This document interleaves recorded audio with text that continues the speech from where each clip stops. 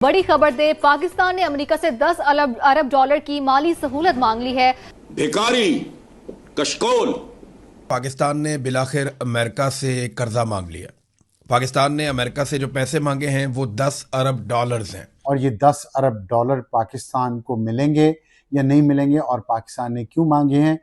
दलाली क्यों बोला था ये बोला था कि पाकिस्तान इसके बदले में शायद पैसा मांगेगा। और मैंने यही कहा, जब मैं आया हूं तो आप समझेंगे शायद ये मांगने आया है। मैं मांगने नहीं आया, लेकिन मजबूरी है। मैं आया हूं तो आप समझेंगे शायद ये मांगने आया है। मैं मांगने नहीं आया, लेकिन मजबूरी है। दुनिया इसको कैसे देखती है? कई लोग कहेंगे कि जनाब ये तो इन्होंने तो कीमत मांग ली है अपनी। दिस इज द पॉइंट कि जनाब इन्होंने तो अपनी कीमत मांग ली है। यूएई ने इनकार कर दिया उसके पैसे वापस करने तो सऊदी अरब से पैसे लेकर यूएई को पैसे वापस किए। अब ये दुनिया में मजीद मुल्कों से पैसे मांगेंगे तो कोई पैसे तो इनको देगा नहीं। कर्ज की अदायगी के लिए भी कर्ज लेना पड़ेगा। जो हमने उनके लिए पीछे किरदार भी अदा किया है जंग के दिनों में, उसका भी एक उनको हवाला दिया गया है। लेकिन एक दफा फिर अमेरिका के दर पर जाकर फिर उनके पांव पकड़ने की कोशिश की जा रही कि ये 10 अरब डॉलर्स देंगे। तो नालायकी और निकम्मेपन का एक नया रिकॉर्ड है जो आसिम मुनीर साहब ने और उनके साथियों ने, जिन्हें वो लेकर आए इक़्तिदार में, उन्होंने एक नया रिकॉर्ड पाकिस्तान में बनाया। अब वो अमेरिका से पैसे मांग रहे हैं। तो क्या वो पाकिस्तान को इतनी फेवर देगा या पाकिस्तान को जस्ट ऐसे ही गैर ज़रूरी समझकर साइड पे रख देगा? क्योंकि अभी जब से दोबारा मैं देख रही हूँ कि जंग शुरू हुई है तो अब तो वो दोबारा पाकिस्तान का उस तरह से जिक्र भी नहीं कर रहे। जय हिंद दोस्तों, very warm welcome to Hindustan special channel.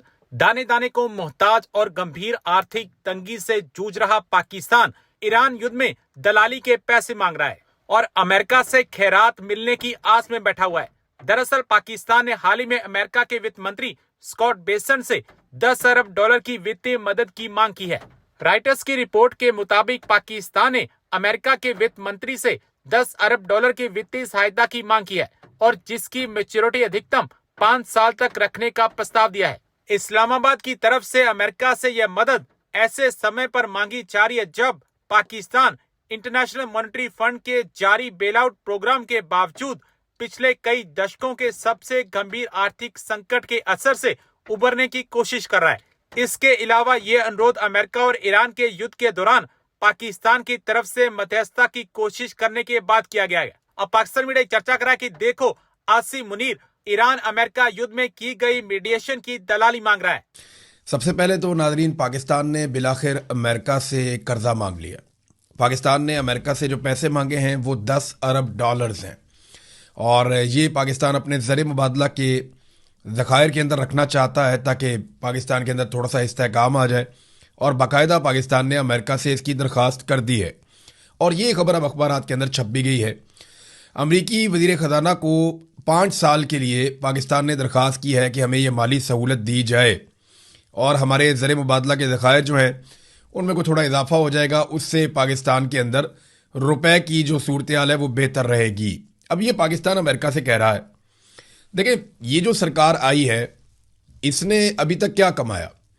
सरमायाकारी लाने में ये मुकम्मल तौर पे नाकाम रहे। आसिम मुनीर साहब ने बहुत बड़े बड़े दावे किए थे और उन्होंने कहा था 1 साल में मईशत को ठीक कर दूंगा, लेकिन उस वक्त से लेकर अब तक ये पाकिस्तान में बिल्कुल सरमायाकारी नहीं ला पाए, बल्कि 50 साल की कम तरीन सतह पे पाकिस्तान की सरमायाकारी चली गई।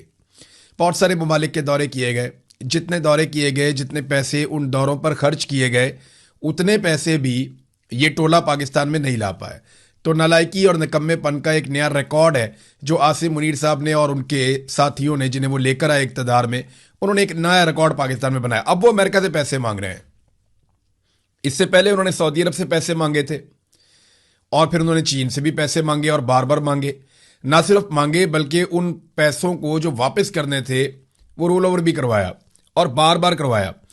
यूएई ने इनकार कर दिया उसके पैसे वापस करने थे तो सऊदी अरब से पैसे लेकर यूएई को पैसे वापस किए। अब ये दुनिया में मजीद मुल्कों से पैसे मांगेंगे तो कोई पैसे तो इनको देगा नहीं। इकोनॉमी तो पिछले 5 साल से हम यही ड्रामा सुन रहे हैं, यही बकवास सुनते आ रहे हैं कि जी इकोनॉमी ग्रो कर रही है, मुल्क तरक्की कर रहा है। लेकिन एक दफा फिर अमेरिका के दर पर जाकर फिर उनके पांव पकड़ने की कोशिश की जा रही कि ये 10 अरब डॉलर्स देंगे। मैं तो कहता हूं कि यार IMF असल में ना, IMF एक ऐसा फाइनेंशियल ट्रैप है कि उसके अंदर कभी भी वो ये नहीं पूछते कि भाई आप ये पैसा लगाते किधर। اگر یہ اکاؤنٹیبلٹی ہوتی تو میرے خیال میں پاکستان کو ایک سنگل پینی نہ ملتی. ڈالر تو بہت بڑی چیز ہے, لیکن اس کے باوجود پاکستان قرضے لے رہا اور اس قرضوں کی قیمت جو ہے وہ پاکستان کی عوام پے کر رہے ہیں. یہ درخواست ایسے وقت میں سامنے آئی ہے جب پاکستان جو معاشی اصلاحات ہیں, زر مبادلہ کے ذخائر میں اضافے اور مالی استحکام کے لیے مختلف بین الاقوامی شراکت داروں کے ساتھ تعاون کو فروغ دے رہا ہے. رپورٹ کے مطابق واشنگٹن میں پاکستانی جو ایمبیسی ہے ان کے حکام نے اس درخواست کی تصدیق کی ہے, تاہم انہوں نے اس حوالے سے مزید تفصیلات فراہم کرنے سے گریز کیا.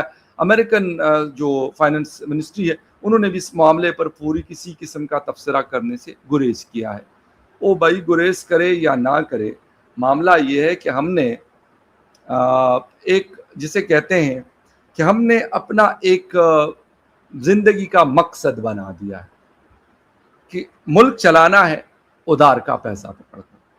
اور کرنا کیا ہے, ویسے ملک کیا چلانا ہے, ملک گھسیٹنا ہے. چل تو نہیں رہا. اگر چل رہا ہوتا تو شاید ہمیں یہ جو بڑے ایکسپرٹ بیٹھے ہوئے شہباز شریف, اسپیڈ اینڈ کمپنی, یا باقی جو صاحبان ہیں جن کو لانے والے ہیں, وہ تو بڑے بڑے دعوے کر رہے تھے کہ بھئی ہمیں یہ نہیں ہوگا اور ہمیں وہ نہیں ہوگا. یہی احسن اقبال عمران خان صاحب کے زمانے میں پارلیمنٹ کے اندر اسپیکر کے سامنے کھڑے ہو کے کہتے تھے کہ آپ نے ہمیں بیچ دیا, آپ نے ہمیں گروی رکھا ہوا ہے, آپ نے اسٹیٹ بینک کو گروی رکھ دیا, آپ نے پاکستان کو گروی رکھ دیا. اب تو میں کہتا ہوں کہ پاکستان کے گلی کوچیاں بھی, گلیاں اور مطلب جو اسٹریٹس ہیں اس کو بھی آپ نے گروی رکھ دیا, گلی کوچے گروی رکھ دیے گئے. میں کہتا ہوں کہ کوئی جگہ ایسی نہیں ہے. ایئرپورٹس بیچے جا رہے ہیں, ایئر لائن ایک تھی ہماری کلوتھی, اس کو بیچ دیا گیا. اس کے ساتھ ساتھ ہماری موٹر ویز بیچ دی گئی, ہمارے جو پاور پروجیکٹس ہیں اس کو بیچا جا رہا ہے. جو منافع بخش ہیں, جو پروفیٹیبل ہیں, وہ کمپنی جو پروفٹ دے رہی ہیں, جس طرح آئسکو ہے, اسلام آباد الیکٹرک سپلائی کمپنی جو ہے, وہ جو پروفٹ میں جا رہی ہے 99% سے زیادہ ان کا ریکوری ہے, اس کے باوجود ان کو سیل کیا جا رہا ہے. ان کی پرفارمنس بھی اچھی ہے. مطلب اس ایریا میں خود رہتا ہوں, مجھے پتا ہے کہ ان کی پرفارمنس بری نہیں ہے, لیکن اس کو کیوں بیچا جا رہا ہے؟ او بھائی, جو خراب پرفارمنس ہے اس کو بیچے نا, لیکن نظام کو سیٹ کروائیں. کسی ٹھیکیدار کو بیچ کر کیا کہتے ہیں, وہ کہتے ہیں یار چلو مزے کرو, یاشی مارو. وہ کون ہوگا؟ اسحاق ڈار یا اس کا رشتہ دار ہوگا, علیم خان یا اس کا رشتہ دار ہوگا, جہانگیر ترین یا اس کا رشتہ دار ہوگا, مریم نواز یا اس کا رشتہ دار ہوگا, شہباز شریف یا اس کا رشتہ دار ہوگا, زرداری یا اس کا رشتہ دار ہوگا. انہی میں سے کوئی ہوں گے جو یہ خریدیں گے, یا پھر راولپنڈی گروپ آف کمپنیز جو ہیں وہ ان میں سے خرید کے کیا کریں گے, مزید عوام کو لوٹیں گے. مجھے تو سمجھ نہیں آ رہی کہ یہ اتنا جھوٹ پہ جھوٹ, اور وہ جھوٹ جو چھپایا بھی نہیں چھپتا, کیوں بول رہے ہیں؟ اگر آپ کی اکانومی اچھی ہوگی نا, آپ کے ملک میں سٹیبلٹی آٹومیٹکلی آنی ہے.